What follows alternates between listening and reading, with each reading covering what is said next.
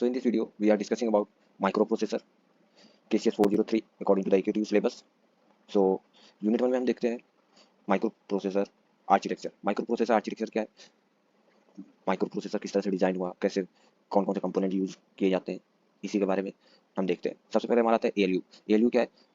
ALU हमारा एक arithmetic and logic unit है, ठीक है, प्रोसेसिंग सेंट्रल प्रोसेसिंग यूनिट है, जो क्या करती है, अरिथमेटिक और लॉजिक ऑपरेशन को परफॉर्म करती है। इन जनरल आप ये समझ लो, अरिथमेटिक एएलयू हमें मैथमेटिकल और लॉजिकल एक्सप्रेशन को सॉल्व करने में हेल्प करता है। जनरल पर्पस रजिस्टर में आते हैं, तो जनरल पर्पस रजिस्टर क्या है? Use to store temporary data, कुछ टाइम के लिए इसमें डाटा स्टोर होता है जनरल पर्पस रजिस्टर में। इसको हम एक्यूमुलेटर भी बोलते हैं। This is the accumulator. आगे टॉपिक्स में हम एक्यूमुलेटर के बारे में पढ़ेंगे। ये क्या है? एक 16 बिट रजिस्टर है, लेकिन इसको हम कितने पार्ट में डिवाइड करते हैं? दो पार्ट में डिवाइड करते हैं, जिससे कि क्या हो जाते हैं, 8 के दो बन जाते हैं पेयर। अब आते हैं special purpose register. Special purpose register क्या है? ये क्या करता है? Keeps track of the current executing instruction, मतलब अभी जो इंस्ट्रक्शन जो एग्जीक्यूट हो रहा है उसको देखता है, and point two the address of the this instruction. और क्या करता है, वो इंस्ट्रक्शन कहाँ से आ रहा है इसका वो एड्रेस पॉइंट आउट करता है।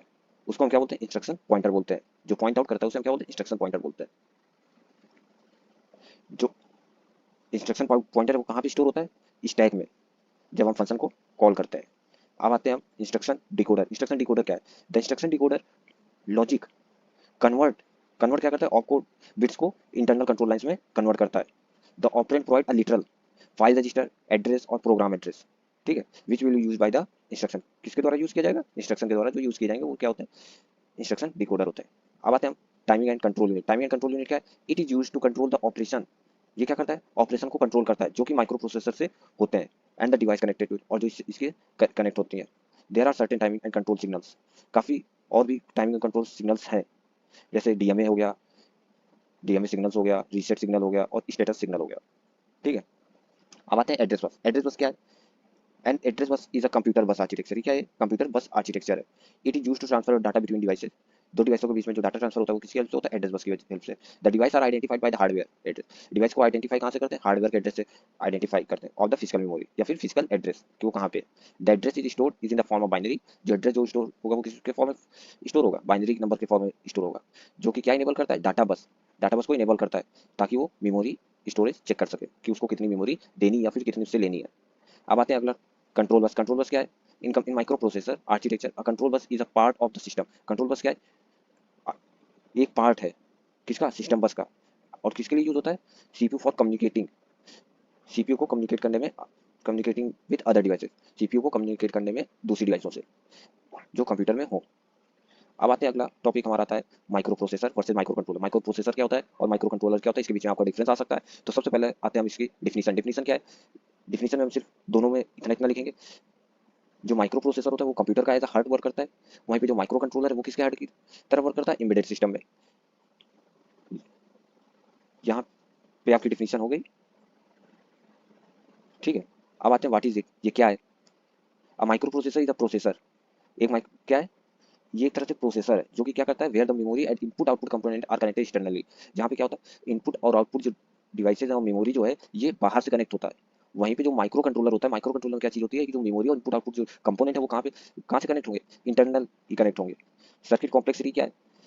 जो माइक्रो प्रोसेसर का जो सर्किट होगा वो बहुत ही ज्यादा कॉम्प्लेक्स होगा, वहीं पे जो माइक्रो कंट्रोलर का जो सर्किट होगी उसका जो कॉम्प्लेक्सिटी होगी बहुत ही कम होगी।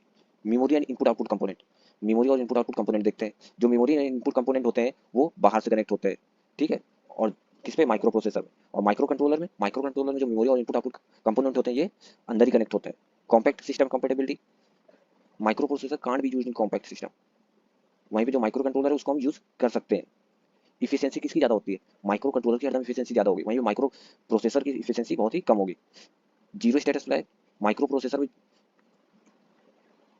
जीरो फ्लैग होंगे, वहीं पे माइक्रो कंट्रोलर में जीरो फ्लैग नहीं होंगे। माइक्रो प्रोसेसर में जो रजिस्टर है बहुत ही कम होंगे, वहीं पे माइक्रो कंट्रोलर में जो रजिस्टर बहुत ही ज्यादा होंगे। माइक्रो प्रोसेसर को हम कहाँ यूज करते हैं? पर्सनल कंप्यूटर में यूज करते हैं। वहीं पे माइक्रो कंट्रोलर कहाँ यूज करते हैं? Washing machine, AC, fridge, fan, इन जगहों पे हम माइक्रो कंट्रोलर का यूज करते हैं। अब आगे बढ़ते हैं, माइक्रो प्रोसेसर का एवोल्यूशन देखते हैं। ये भी आपसे 10 नंबर में पूछ सकता है, ये भी हम देख लेते हैं। तो जो फर्स्ट जनरेशन थी वो क्या थी? 4 बिट माइक्रो प्रोसेसर की। सेकंड जनरेशन हमारी 8 bit micro processor. Third generation हमारी कितने की थी? 16 bit micro processor. Fourth generation 32 bit micro processor. और फिफ्थ बिट आती है हमारी 64 फिफ्थ जनरेशन आती है हमारी 64 बिट माइक्रो प्रोसेसर।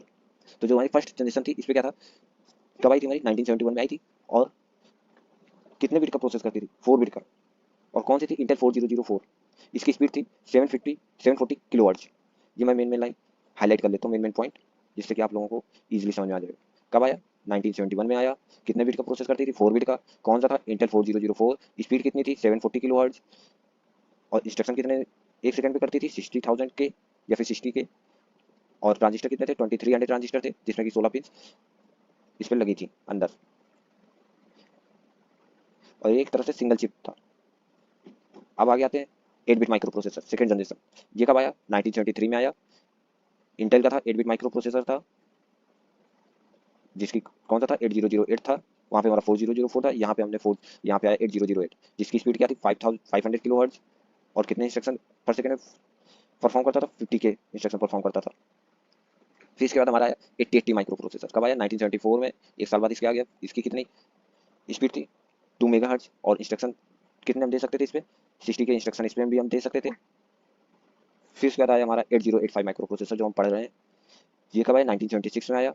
ये कितने इंस्ट्रक्शन पर सेकंड पे सॉल्व कर सकता था, 769232230। इसकी स्पीड कितनी थी, 3 मेगा स्पीड थी। अब थर्ड जनरेशन आते हैं। थर्ड जनरेशन क्या थी हमारी, 16 बिट माइक्रो प्रोसेसर, जिसके अंदर कौन कौन से आते हैं, 8086 8088। ये यूनिट हमारी 4 में, यूनिट थर्ड इसमें पूरी डिफाइन है। ये कब है, 1978। इसकी स्पीड कितनी थी, 4.77, 8 और 10 मेगा की स्पीड दे रहा था। इस पर हम कितने इंस्ट्रक्शन दे सकते थे, 2.5 मिलियन इंस्ट्रक्शन दे सकते थे पर सेकंड। फिर इसके बाद आया फोर्थ जनरेशन। फोर्थ जनरेशन क्या था, 32 बिट माइक्रो प्रोसेसर था। ये भी इंटेल नहीं बनाया था। ये कब आया, 1986 में आया। ये कब आया हमारा, 1986 में आया। इसकी स्पीड थी 16 मेगा से 33 मेगा तक। इसमें कितने इसमें ट्रांजिस्टर कितने यूज हुए थे, 275 के ट्रांजिस्टर यूज हुए थे। अब इसके बाद हमारा आया फिफ्थ जनरेशन। फिफ्थ जनरेशन क्या था, फिफ्थ जनरेशन हमारा स्टार्ट हुआ 1995 में आया। ये सबसे पहला 64 बिट का प्रोसेसर था। कौन सा था, पेंटियम का प्रोसेसर था। इसकी स्पीड कितनी थी, 1.2 गीगाहर्ट्ज, 3 गीगाहर्ट्ज क्लॉक स्पीड थी। इसमें कितने ट्रांजिस्टर यूज हुए थे, 291 मिलियन ट्रांजिस्टर यूज हुए। और कितने इंस्ट्रक्शन पर सेकंड डिकोड कर सकता था, 64 के इंस्ट्रक्शन डिकोड कर सकता था। और फिर उसके बाद i3 i5 i7 micro processor है 2007 2009 2010 में। अब आगे आते हैं features of micro processor. Features क्या क्या है माइक्रो प्रोसेसर के, सबसे पहले आता है हमारा लो इन कॉस्ट, ठीक है, जनरेट लेस हीट, काफ़ी कम हीट जनरेट करता है, काफ़ी ज़्यादा हाई स्पीड है, कंज्यूम लो पावर, काफ़ी ज़्यादा पोर्टेबल है, साइज काफ़ी ज़्यादा स्मॉल है, और ये एक वर्सेटाइल नेचर से बिलोंग करता है, और रिलायबल है। अब देखते हैं इसके एडवांटेज क्या क्या है। सबसे पहले आते हैं हम हाई स्पीड प्रोसेसिंग, काफ़ी ज़्यादा स्पीड से प्रोसेसिंग होती है, brings intelligence to the system, flexible होता है नेचर में, कॉम्पैक्ट साइज है इसका, और ये काफ़ी आराम से इसको मेंटेन कर सकते हैं। आगे आते हैं डिसएडवांटेज। डिसएडवांटेज में हमारा क्या क्या है, disadvantage leads to over heating due to continuous use. अगर हम परमानेंट यूज करते रहेंगे तो क्या हो जाएगा, ओवर हीट हो जाएगा। जो डाटा साइज जो होगा उसकी परफॉर्मेंस को डिसाइड करेगा। माइक्रो कंट्रोलर से ये काफ़ी बड़ा होता है। और क्या, फ्लोटिंग पॉइंट ऑपरेशन सपोर्ट नहीं करता है।